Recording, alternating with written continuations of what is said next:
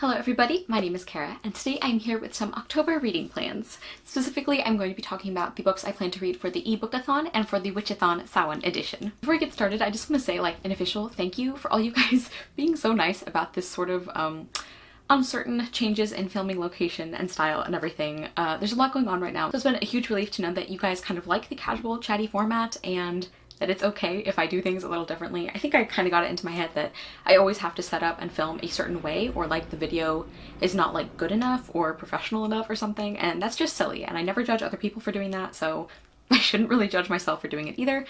So anyway, just thank you guys for being so supportive about that.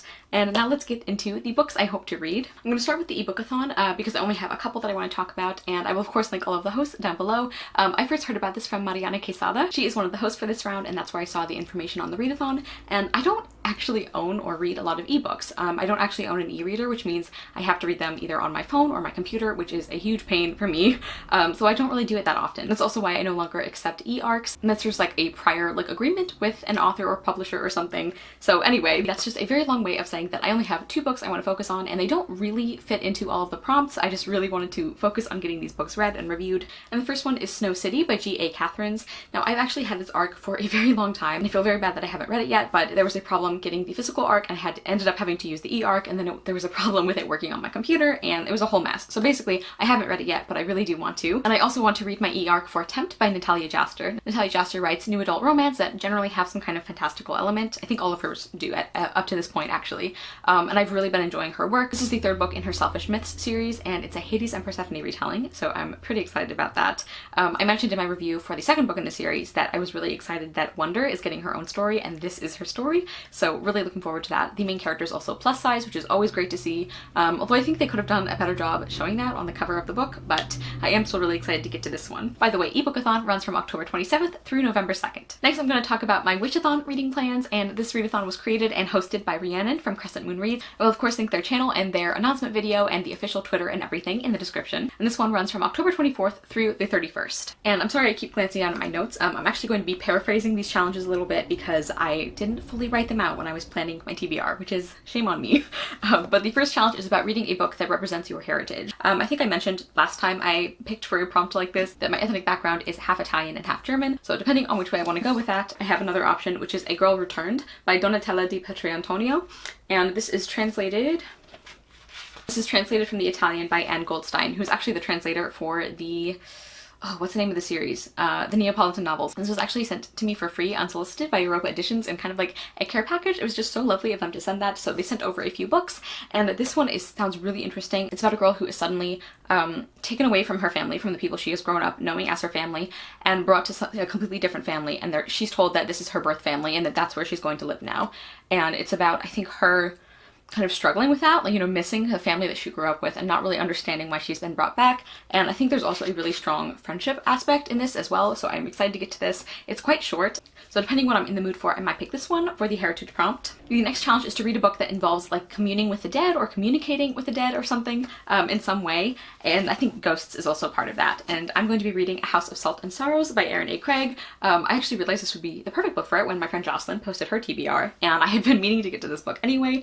This is a really dark, kind of horror-esque retelling of the 12 Dancing Princesses fairy tale, which sounds wonderful. And I believe there is some sort of ghost or talking with the dead aspect, because the main characters, her and her 12 sisters, some of them start being murdered, and I think the main character has to figure out who is doing that, kind of has to solve a mystery about it, and I think her sisters do kind of return in some way, so as ghosts maybe.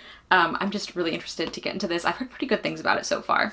I just realized I mixed up 2 of the prompts. In my defense, they are kind of similar, the books I picked a little bit. So that was actually for the Dark and Twisted, a book that you think is going to be dark and twisted prompt, but the one I actually chose for the communing with the dead aspect could also, these 2 could switch very easily, which I think is why I mixed them up.